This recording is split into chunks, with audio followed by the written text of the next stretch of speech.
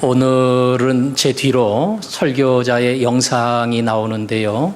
사실은 우리 공간이 크지 않기 때문에 영상을 통하지 않고 이 현장의 설교자를 직접 보도록 일부러 영상 비추는 거를 하지를 않았어요. 그런데 다른 교회들은 다 설교 시간에 영상을 비춘다고 왜 그 교회는 그걸 안 써먹냐 그래서 오늘 한번 해보고 여러분이 반응이 좋으면 이걸 사용을 하고 쓸데없이 TV 보는 것 같아서 집중이 안 된다 이러면 끄도록 그렇게 하겠습니다.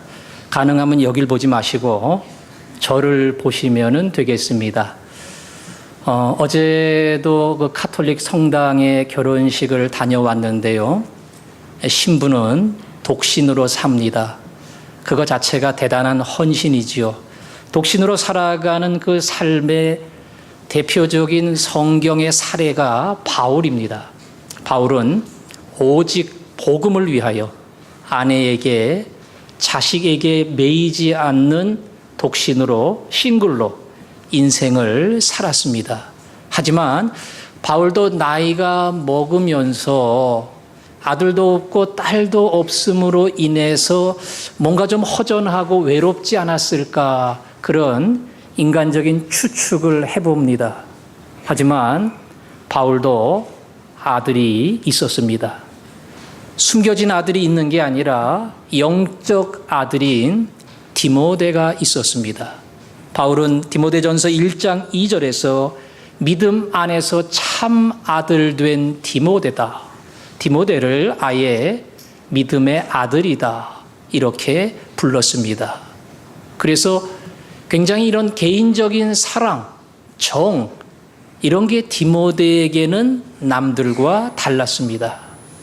디모데 전서 앞으로 로마서, 고린도 전후서, 예배서, 빌립보 많은 편지들이 있지만 그 편지는 다 교회와 단체에 보낸 것이고요. 이 디모데 전서는 한 사람 디모데에게 보낸 겁니다. 그만큼 굉장히 개인적인 편지고요. 어떤 한 사람 아들에게 보내듯이 자기의 관심, 자기의 격려, 또 자기의 권면, 자신의 사랑, 정을 많이 담아놓은 그러한 특별한 편지입니다. 디모데는 사실 조금 젊은 목사입니다. 젊었다 그래서 20대나 30대는 아니고요. 디모데는 40대입니다. 40대지만 교회에 나이가 많은 어른들이 있어서 어른들 볼 때는 아직 좀 미숙하고 좀 부족한 것 같아서 가볍게 보일 필요가 있다. 그런 예배소 교회의 상황을 알기 때문에 조금 더 디모데를 세워줄 필요가 있다. 그래서 이 편지를 쓰게 된 겁니다. 저도 목사 안수를 받을 때 27살이었는데요. 만으로. 제가 목사 안수 받을 때는 만 27부터 안수가 가능했습니다. 요즘은 만 30부터 안수를 받을 수 있어요. 27살에 목사 안수 받았으니까 말 그대로 어린애가 받은 거지요.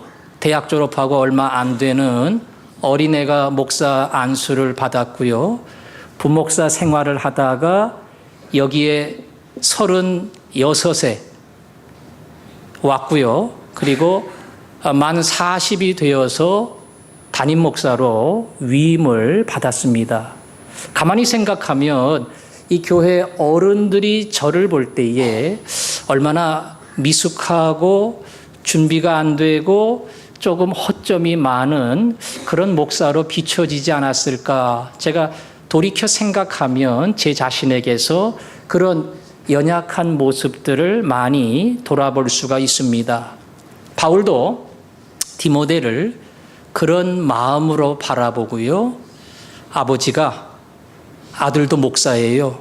그래서 은퇴를 앞둔 아버지가 이 젊은 아들 목사에게 정말 유언처럼 남기고 싶은 그런 글들을 여기에 담은 겁니다. 그래서 오늘 스승의 주일인데요. 은퇴하는 목사가 젊은 목사에게, 또 나이 많은 교사가 젊은 교사에게 권면한다 생각하고 오늘 이 말씀을 한 구절 한 구절 살피면서 같이 은혜 받기를 원합니다. 먼저는 6절 같이 보십시오. 내가 이것으로 형제를 깨우치면 그리스도 예수의 좋은 일꾼이 되어. 자, 그리스도 예수의 좋은 일꾼이 되는 사람이 누굽니까? 그 앞에 보니까 형제를 깨우치면 그들이 그리스도 예수의 좋은 일꾼이 된다는 겁니다.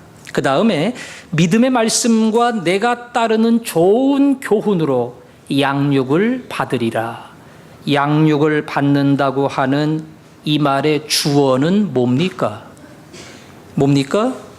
6절 맨 앞에 나오는 내가 바로 내가 양육을 받는다. 내가는 누구죠? 디모데입니다. 디모데야, 네가 형제를 잘 깨우치고 믿음의 말씀과 내가 따르는 네가 가르치는 이 교훈으로 잘 충성하다 보면 그들은 예수의 좋은 일꾼 되고 너는 양육을 받으리라. 내가 지금 가르치는데 어찌 보면 교사고 목사인데 바울은 이야기하기를 열심히 말씀을 가르치다 보면 사실은 그들만 배우는 게 아니라 그 안에서 내가 성장한다는 것을 알아야 한다. 이렇게 말합니다. 여러분, 가르치는 거야말로 그 내용을 가장 확실하게 알 수 있는 기회입니다. 교사도 마찬가지고 목사도 마찬가지예요. 제가 1부 예배하고 2부 예배 똑같은 제목으로 설교합니다. 1부 때보다 2부 때에 아무래도 조금 더 여유가 있겠지요? 한번 제가 설교했기 때문에 더 제 머릿속에 제 마음속에 이 설교의 내용과 모든 게 정리가 돼 있어요. 그래서 1부 예배를 드려보시고 냉철하게 관찰하시는 분은 알련가 모르겠지만 2부는 더 이렇게 정리가 돼 있는 상태에서 마음껏 말씀을 전합니다. 그만큼 가르친다고 하는 것은 배우고 받는 사람만 유익이 아니에요. 여러분이 가르치면서 그 내용이 어느덧 여러분 자신에게 가장 깊이 박히고 잊혀지지 아니하는 말씀으로 내 안에 새겨지는 겁니다. 그래서 가르친다고 하는 것, 교사로 산다고 하는 것은 그것 자체가 이미 나를 성장시키는 귀한 재료가 됩니다. 말씀을 나누고 섬기고 가르치면서 여러분들에게 그런 복이 있기를 바랍니다. 자, 그 다음에 7절에 보니까 망령되고 허탄한 신화를 버리고 경건에 이르도록 내 자신을 연단하라. 쓸데없는 얘기로 시간 소비하지 말고 경건에 이르기를 연습해라. 그 말입니다.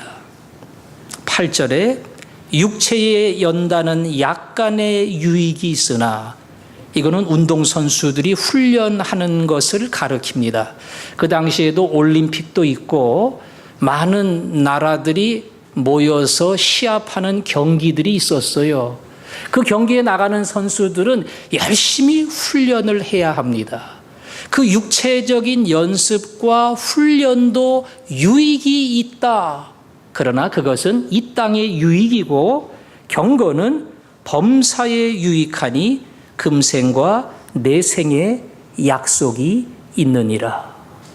이 경건의 연습을 많이 하고 경건의 훈련을 많이 하는 것은 이 땅뿐 아니라 천국에서도 하늘나라의 상이 준비되어 있다. 그 말입니다. 경건의 훈련은 어떻게 하는 겁니까? 1장 5절 앞에 가면 하나님의 말씀과 기도로 거룩하여 짐이라. 말씀, 기도, 그 안에서 거룩한 일꾼으로 다듬어집니다. 또 사랑과 섬김을 통해서 예수를 닮는 사람으로 변화가 됩니다. 디모데에게 디모데야, 가르치면 그 가르침 속에서 사실은 네가 잘한다는 것을 알아야 된다. 그리고 네가 진정한 교사와 목사가 되려면 경건에 이르는 연습, 운동선수들이 훈련하듯이 땀을 흘리면서 말씀과 기도 속에 사랑의 섬김 속에 내 자신이 경건한 사람으로 먼저 다듬어져야 한다. 권면합니다. 본인이 기도를 잘 못하는데 앞에 나와서 여러분 기도합시다. 우리는 기도 안 하면 실패합니다. 이거는 내용을 아는 사람에게는 말 그대로 쓸데없는 이야기지요. 본인은 성경도 많이 안 읽고요. 뭐 가르칠 때도 대충 남의 거 가지고 다른 사람 설교집 가지고 뺏겨서 해요. 근데 여러분 말씀에 힘이 있습니다. 이 말씀을 잘 들어야 됩니다. 이 말씀을 연구해야 됩니다. 이런다면 그 이야기는 진정한 영향을 미치지 못할 겁니다. 예수님께서 나한테 들은 말 그대로 열심히 살아라 이렇게만 말하지 않고 내가 행한 것처럼, 내가 그렇게 살은 것처럼 너희도 그렇게 살아라. 나를 따라오너라. 예수님 따라가면서 예수님의 모습과 삶을 배우는 것, 이게 훈련입니다. 사도 바울은 내가 그리스도를 본받는 자 된 것처럼 너희는 나를 본받는 자 되라. 내가 먼저 경건에 이르기를 연습하고 내가 먼저 바뀌는 거야말로 가장 훌륭하고 역량 있는 교사 그리고 섬기는 자로 쓰는 겁니다. 여러분이 믿음의 길을 가면서 내가 누구에게 선한 영향을 끼치고 누구를 잘 가르쳐야 되는데 필요성을 느낄 때마다 여러분 자신이 경건의 연습을 열심히 땀과 눈물로 하는 사람, 그래서 그것 때문에 또 다른 사람을 변화시킬 수 있는 종들이 되기를 바랍니다. 자, 그리할 때 어떤 결과가 있습니까? 성경 말씀에 보니까 진정한 권위가 세워진다. 이렇게 이야기합니다. 말씀드린 것처럼 디모데는 조금 젊은 목사입니다. 그래서 나이 때문에 교회에서 활동할 때 어려움을 느낄 때가 있어요. 더 경건에 이르기를 연습해야 됩니다. 그렇지만 나이가 무슨 차이 난다고 내가 목사인데 이 교회를 이끌어가는 지도자인데 목사의 권위를 인정해 주지 않고 목사의 말을 믿지 않고 목사가 원하는 대로 따라가지 않는다면 목사와 교사로 교회를 이끌어가기가 얼마나 힘들겠어요. 그래서 권위를 세워야 한다. 권위 세우려면 어떻게 하면 됩니까? 결혼한 부부가 신혼초에 한번 길을 팍 꺾어야 돼. 처음에 잘해야 돼. 처음에 한번 꺾이고 들어가면 일평생 그렇게 산다. 그러니까 신혼 초창기에 분명하게 잡아야 된다. 옛날은 그런 소리 했어요. 요새는 안 먹히지만. 예? 그러는 것처럼 내가 기꺾이면 안 돼. 나이가 많다고 괜히 밑으로 들어가고 예예 이러면 안 돼. 무슨 일을 하더라도 내 주장대로 하고 무슨 일을 하더라도 큰 소리로 외치고 이래서 어디 목사가 하는데 군소리가 많어 이럴 정도로 한번 기선을 제압해야 된다. 이것이 권위를 찾는 길이다. 바울이 그랬습니까? 아니요. 진정한 권위를 찾는 길은 여기에 있습니다. 12절에 오직 말과 행실과 사랑과 믿음과 정절에 있어 믿는 자의 본이 되라. 본이 되라. 말과 행실이 본이 되는 사람. 다른 사람이 볼 때에 말대로 살아가는 사람. 자기가 말한 대로 살기 위하여 애를 쓰고 노력하고 그렇게 달려가는 사람이 되라. 그 뜻입니다. 예배를 드릴 때에 여러분이 얼마나 열심히 잘 듣나 모릅니다. 그런데 간혹 조는 분도 있어요. 하지만 예배를 드리면서 일어날 때만 눈을 뜨고 앉아있는 그 순간부터 졸기 시작하는, 그냥 조는 것을 아예 작정을 하고 내내 졸다가 마지막 또 일어날 때 눈을 뜨는 그런 분도 있어요. 근데 안 졸으려고. 졸음이 와요. 피곤해요. 근데 막 눈을 감았다 떴다 하면서 안 졸으려고 막 애쓰는 사람이 있다면 졸기는 다 졸아요. 그렇지만 목사가 볼 때에 포기하고 완전히 조는 사람하고 안 졸려고 막 애쓰는 사람하고는 제가 느끼는 감정이 다르지요. 믿음의 길을 가면서도요, 자기 말한 대로 살려는 사람, 목사가 제일 부담스럽지요. 제가 설교한 대로 다 살면 천사 되게요? 이 설교한 대로 못 살아요. 하지만 설교 말씀처럼 살으려고 제가 애를 쓰고 뭐 치열한 인생을 살아가려고 노력한다면 그거 자체를 하나님이 기뻐하시고 성도들도 정말 마음속에 감사한 마음으로 볼 수 있을 겁니다. 권위는 여기서 나온다. 말대로 살아라. 내 말처럼 그렇게 살기 위해서 눈을 크게 뜨고 애를 쓰며 그 삶을 향해 달려갈 때에 거기서 진정한 권위가 나온다.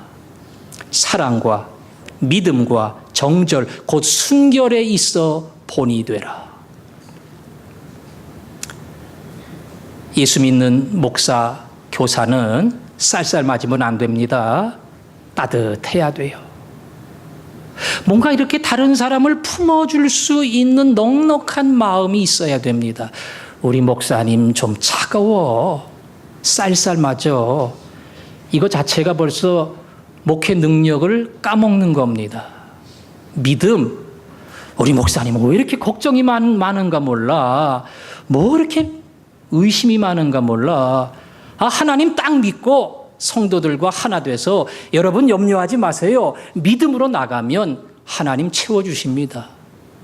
목사가 믿음의 얘기를 하려면 믿음의 길을 가야 합니다. 정결과 순결, 도덕적으로도 목사와 교사가 먼저 바른 길을 갈 때에 전할 수 있고요. 육체적으로도 목사가 다른 여자랑 비밀리에 만나고 이러면서 여러분 부부간에 순결해야 됩니다. 이게 무슨 힘이 있겠어요? 말 그대로 말과 행실과 사랑과 믿음과 정절에 있어 본이 되라. 여기서 권위가 나온다. 바울은 이야기합니다. 오직이라는 건 뭐예요? 하나밖에 없다는 겁니다. 너 기세운다고 되는 거 아니야. 나이 든 어른들한테 한번 내가 꺾어야지 그런다고 권위 쓰는 거 아니야. 네가 본이 될 때에, 네가 말한 대로 설교한 대로 살으려고 애쓰는 모습을 볼 때에 네가 정말 따뜻한 사랑으로 그들을 대하고 믿음으로 견뎌내고 그리고 순결한 인생을 살기 위해 애쓰는 것을 볼 때에 나이와 관계없이 어느 순간 너를 목사로 인정하고 모든 사람이 내 권위를 보고 따라올 수 있으리라. 권위는 여기서 나온다. 제가 목사인데요. 내가 화전중앙교회 목사인데 내 말을 그렇게 따라주지 않을까 이러면 섭섭하지요. 내가 장로인데 장로로 대우를 안 해주고 나를 이렇게 취급하나? 그러면 마음이 상하지요. 내가 권사인데 기도 많이 하는데 나를 알아주지 않나? 이러면은 낙심되지요. 아니요. 괜찮아요. 오직 하나만 있습니다. 누가 뭐라 그러든 무슨 말을 하든 나는 내 말한 대로 살고 사랑과 믿음과 정절에 있어 모든 사람의 본이 되는 인생을 간다. 그 길을 갈 때에 어느 순간 어느 시간이 지나면 나를 조금 우습게 보고 업신여기던 사람이 어느 날 내 안에서 예수를 발견합니다. 저분 안에 예수님이 계시는구나. 저분의 입술 속에 주님의 음성이 들리는구나. 저분의 땀 흘리는 삶 속에 예수 그리스도의 땀을 보는구나. 그리할 때 진정한 우리들의 권위가 세워지는 줄로 믿습니다. 여러분 그 권위가 세워지면 다른 거 없습니다. 13절에 읽는 것과 권하는 것과 가르치는 것에 전념하라. 그럴 때 읽는 것. 우리 교회는 교동문 외에는 본문 읽는 것 밖에는 없지만 그 당시는 교회 안에 성경책이 없었어요. 이런 가죽에다 적은 두루마리 성경, 또 이집트의 파피루스 성경, 이런 게 한 권, 두 권밖에 없어요. 그래서 목사가 성경을 쭉 읽습니다. 물론 신약은 없습니다. 구약만 있어요. 그 구약의 말씀을 쭉 낭독하면 그 낭독 자체가 하나님 음성이에요. 그걸 들으면서 성도들이 은혜를 받는 겁니다. 그래서 말씀을 읽는 것, 그 다음에는 권하는 것, 그리고는 차근차근 가르치는 것, 여기에 전념하면 그 말씀이 듣는 모든 사람에게 은혜를 끼치리라. 내가 준비되면, 내가 본이 되는 삶을 살면 나는 이런 사람입니다. 나는 이렇게 살았습니다. 말 안 해도 그 말 속에 성령이 힘을 주시고 그의 음성을 통해서 예수의 소리를 듣도록 도와주십니다. 제가 기도할 때마다 특별히 가장과 총무를 위해서 기도할 때에 하나님 그들의 마음속에 예수 그리스도의 심장을 주옵소서. 섬기는 거 힘들어요. 기도해주고 찾아가고 격려하고 참고 인내하고 힘들어요. 그 수고가 없이는 못 섬깁니다. 그러나 내 안에 그리스도의 심장이 있으면, 이 뜨거운 열정이 있으면, 그리고 내가 먼저 그 길을 가면 이 피곤과 수고를 떠나 기쁨으로 그 일을 감당합니다. 섬길 일이 생겨요. 문제가 생겨요. 그러면 기쁩니다. 의사가 환자를 보면, 물론 환자가 오면 돈이 되는 거지만 그래도 의사가 필요한 누군가가 있는 거 아니에요. 그 자기 존재의 가치를 느껴요. 제가 고민이 많은 사람, 예전에 청년들 가운데 문제가 많은 사람 저를 찾아와서 목사님 어떻게 하면 좋겠습니까? 그리고 이런 사람들 많지요. 문제 때문에 고민 때문에 찾아오는 사람 많지요. 목사님 힘들지요? 전혀 힘들지 않다고. 이런 사람 만날 때마다, 이런 청년 만날 때마다 내가 얼마나 필요한 사람인가 그걸 다시 한번 발견하기 때문에 아주 기쁘고 확신이 생기고 용기가 생긴다고. 그리스도의 심장이 있으면, 그리고 내가 그런 삶을 살면 그 길을 갈 때마다 하나님의 은혜가 그 안에, 그리고 내 안에 기쁨으로 충만할 줄 믿습니다. 그리고 주의사항 한 가지를 이야기합니다. 14절. 내 속에 있는 은사를 말하죠. 장로의 회에서 안수받을 때에 예언을 통하여 받은 것을 가볍게 여기지 말며, 아마 장로들이 모인 모임이 있었나 봐요.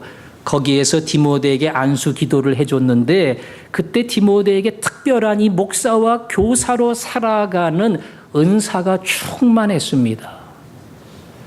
가르치는 일은 모든 일과 마찬가지로 은사가 있어야 합니다.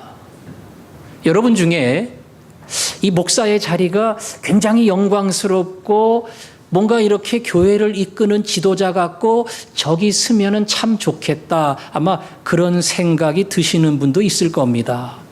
혹시 그런 분들은 다음 주에 설교를 한번 해보세요. 물론 목사를 아무나 하지는 못합니다. 하나님의 소명 속에 합니다. 아마 어떤 분은 아무리 큰 교회를 나에게 주어도 나는 그 길 절대 못 간다, 그런 분도 있을 겁니다.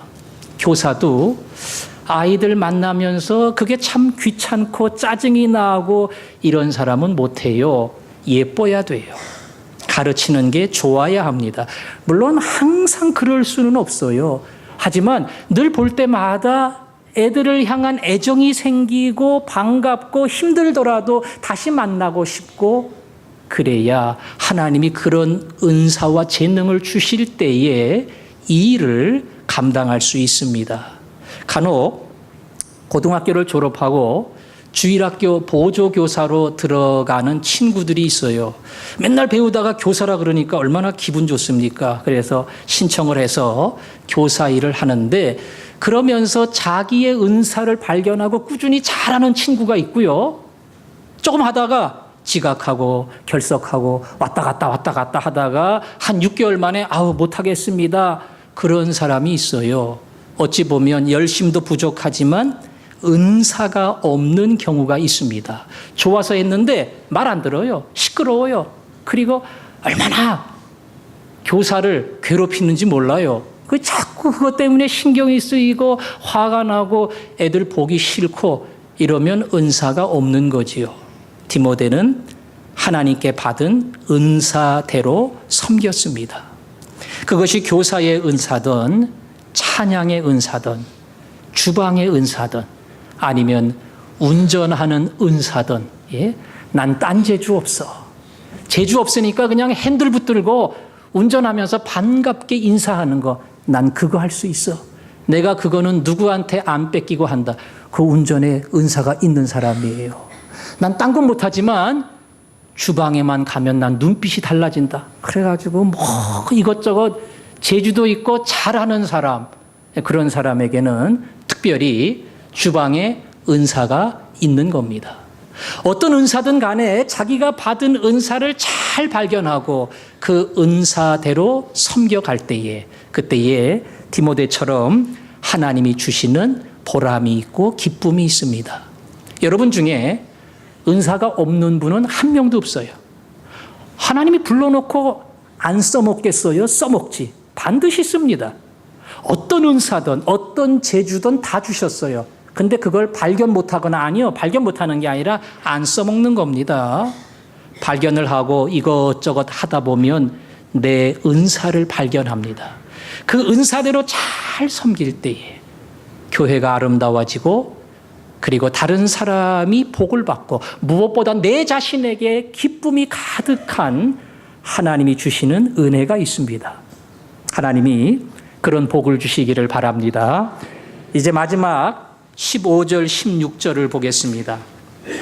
이 모든 일에 전심전력하여 너의 성숙함을 모든 사람에게 나타나게 하라. 전심전력 막 열심히 하라는 거예요. 그러면은 나한테서 도움받는 사람, 나한테서 배우는 사람, 내가 가르치는 사람들이 뭔가 이득을 얻겠지요. 근데 여기 뭐라고 했습니까? 전심전력하여 너의 성숙함을 모든 사람에게 나타나게 하라. 전력 투구하다 보면 어느덧 내가 성숙한 그러한 변화, 은혜를 경험합니다. 그래서 그 다음에 16절에 뭐라 그랬어요? 내가 내 자신과 가르침을 살펴 이 일을 계속하라. 열심히 가르치라는 겁니다. 이것을 행함으로 내 자신과 내게 듣는 자를 구원하리라. 내게 듣는 자 구원한다. 이거는 예수 믿고 구원받는 그 구원이 아니고요. 구원받은 사람의 성화를 이야기하는 겁니다. 예수 믿고 이 땅에서 믿음의 사람으로 잘 살아가도록 그들을 변화시키고 성숙시키는 구원의 완성이 이루어진다. 누가? 듣는 자가. 또 그 앞에는 누가? 내 자신이. 오늘 디모데를 향한 바울의 권면은 뭡니까?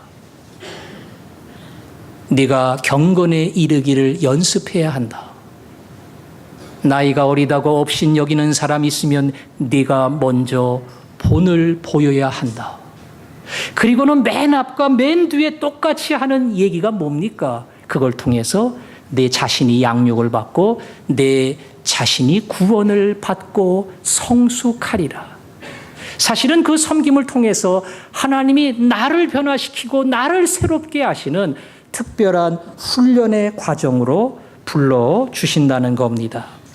그래서 배우는 것, 그것은 자라나는 비결입니다.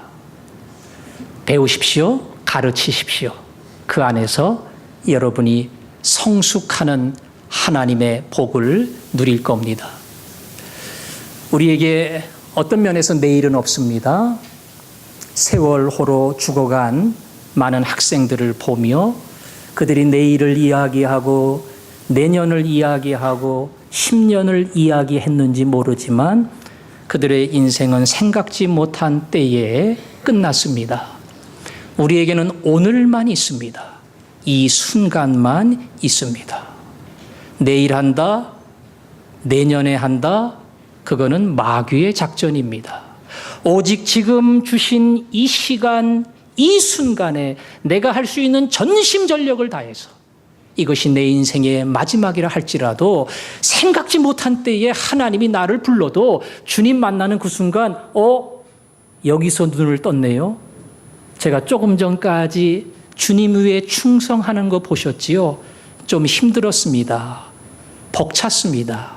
짜증도 났습니다. 그러나 제가 온 힘을 다해 경건의 연습을 하며 열심히 주님을 섬겼는데 갑자기 천국에서 주님을 만나네요.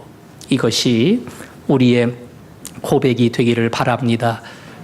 지난 주간에 뉴스에 소개된 관심 사항 가운데 하나가 삼성 이건희 회장이 심근경색으로 병원에 입원해서 집중적인 치료를 받았다는 겁니다.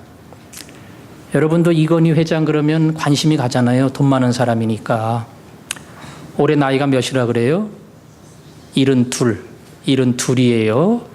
72이면 조금 미안한 얘기지만 우리 교회 안에 남자 성도들 중에 그 연세면 아직은 정말 건강하고 조금 심하게 말하면 팔팔하고 못하는 게 없을 정도입니다. 근데 이건희 회장은 영상에 보니까 걷지를 못해요. 거진 80대 후반 같아요. 얼굴도 많이 늙었고요. 옆에서 비서가 부축해서 겨우 약간 절룩절룩하면서 걷습니다. 좋은 거 왜 안 먹었겠어요? 여러 가지 필요한 거 다 먹고 그리고 제공받고 병원 치료받고 다 했을 겁니다. 그분이 국민의 관심을 받는 것은 돈이 제일 많기 때문이에요. 그 아버지도 돈이 제일 많았고 본인도 돈도 제일 많고 집도 최고 비싼 집입니다. 그런데 그 모습을 보면서 저 영상을 보는 많은 국민들 중에 몇 명이나 그분을 존경할까? 조금 그런 생각을 해봤어요. 몇 명이나. 돈 버는 게 부럽고 그래서 존경하는 사람도 있을 거고 삼성맨으로 또 존경하는 사람도 있을 겁니다. 하지만 미국의 대부호들이 몇십 조를 기증하며 이것이 내 것이 아니라고 하는 삶을 살아생전 실천하고 자기의 자식에게는 회사를 물려주지 않는다. 그런 원칙에 따라 살았던 수많은 모습이 많이 이렇게 비교가 되고요. 사람들에게 말을 들으면서까지 내 아들에게 물려주고 애쓰는 그 모습이 어떨 때는 조금 안 돼 보이기도 합니다. 개인적인 이야기를 해서 죄송합니다. 그러나 돈 많은 사람은 그 많은 돈을 받은 가치 있는 삶을 살아야 됩니다. 공부를 많이 한 사람은 물론 내가 공부한 거예요. 그러나 공부 많이 한 것만큼의 인생을 살아야 합니다. 우리의 삶이 말 그대로 내 자신이 하나님 앞에 드려지고 내가 할 수 있는 모든 섬김을 다하고 충성을 다하고 힘을 다할 때에 잘 모를 수 있어요. 지나갈 수 있어요. 그러나 어느새 전염됩니다. 옆에 사람이 영향을 받습니다.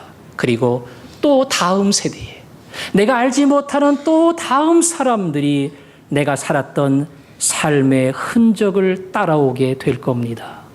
이 땅을 살면서 오늘 스승의 주일을 맞이하는 교사뿐만 아니라 믿음의 길을 달려가는 여러분, 오늘이 끝입니다. 이 하루에 충성하고 부끄러움이 없이 달려가고 내가 이 땅을 떠난다 할지라도 내 삶이 또 다른 사람 속 가슴 속에 작은 흔적으로 남아있는 그 믿음의 길을 달려가시기를 주님의 이름으로 축원합니다.